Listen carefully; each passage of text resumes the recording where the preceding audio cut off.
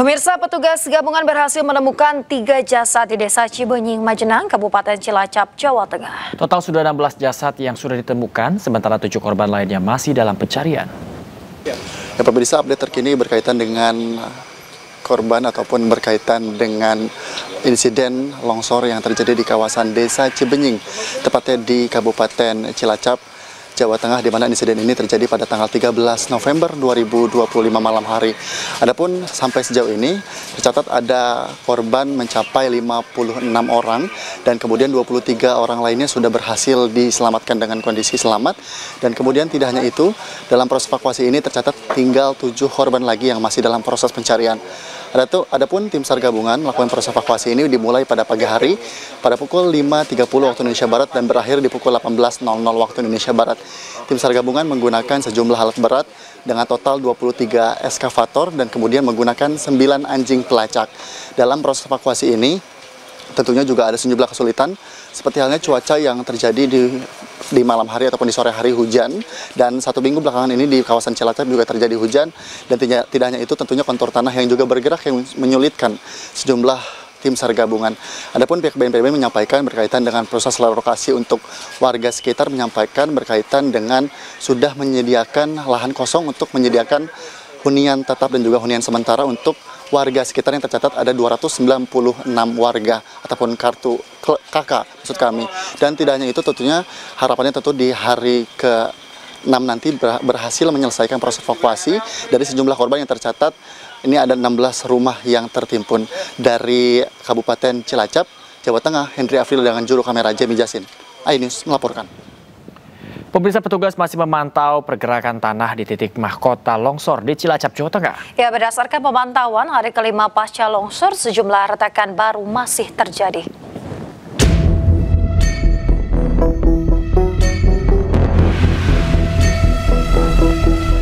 Hari kelima pasca longsor di Desa Cibenying, Kecamatan Majenang, Cilacap, Jawa Tengah sudah ditemukan 16 jenazah pada proses evakuasi. Selain evakuasi jenazah, petugas pun memantau pergerakan tanah di titik mahkota longsor atau detik-detik dari mana awal longsor terjadi. Perjalanan yang ditempuh petugas menuju lokasi titik mahkota longsor cukup jauh dan harus ditempuh sebagian dengan jalan kaki. Saat pemantauan, petugas menemukan adanya retakan baru di mahkota longsor. Untuk longsor, ini ada tepi-tepi longsoran, ini ada longsoran setiap hari pasti ada longsoran. Namun ada retakan-retakan kiri dan sebelah kiri dan sebelah kanan ada retakan. Tetap kami pantau sebagai safety officer. Belum ada peringatan yang lebih berbahaya lagi, Pak, untuk pergerakan tanah? Alhamdulillah sejauh ini selama ini belum ada, Pak. Oke, artinya masyarakat pengungsi dihimbau seperti apa, Pak, kalau kondisi begini? Untuk himbauan ke masyarakat untuk sebelah kiri sebelah kanan tetap dianjurkan diarahkan ke tempat pengungsian lebih aman. Sementara petugas mencatat masih ada 7 warga yang belum bisa dievakuasi karena sulitnya medan. Penambahan alat berat di hari kelima untuk proses evakuasi diharapkan bisa memenuhi target agar seluruh warga yang tertimbun bisa terevakuasi. Dari Cilacap, Jawa Tengah, Saladin Ayubi, iNews melaporkan. Pemirsa, dampak longsor Banjarnegara 194 rumah rusak dan 30 diantaranya rata dengan tanah. Warga diimbau tidak mendekat atau melakukan evakuasi barang lantaran pergerakan tanah yang tidak stabil.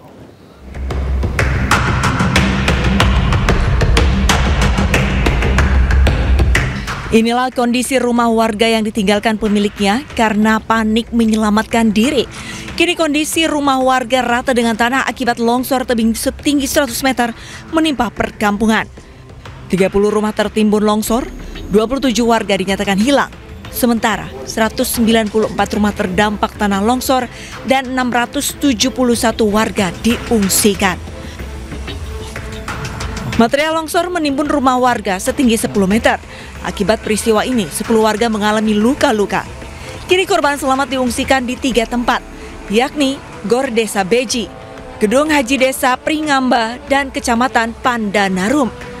BPBD bersama tim gabungan saat ini melakukan pemetaan kondisi tanah menggunakan drone.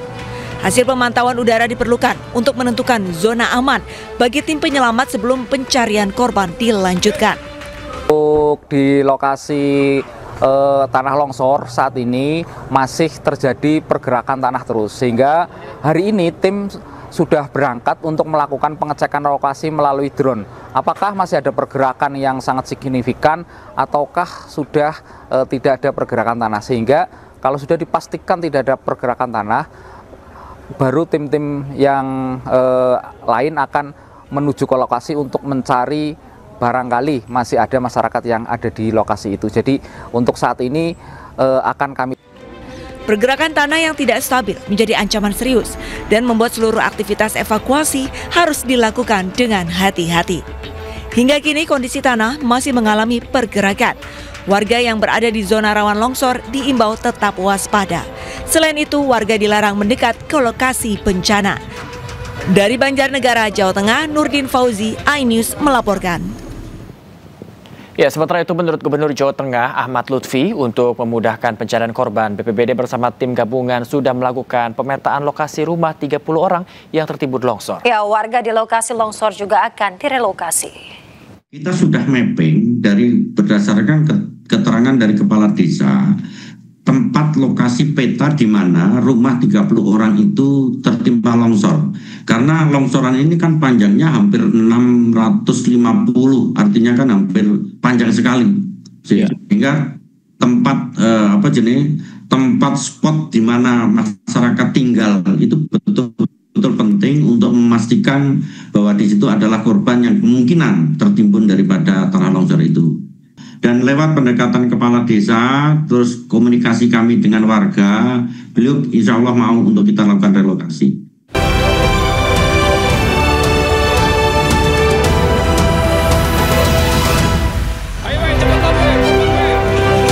Warga panik berhamburan saat gudang properti di kawasan Cilodong, Depok ludes terbakar.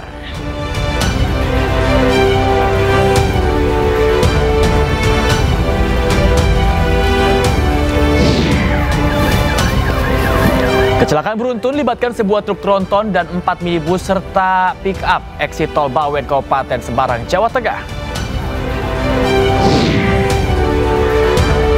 Presiden Prabowo tinjau proses belajar mengajar siswa dalam peluncuran interaktif panel Smartboard.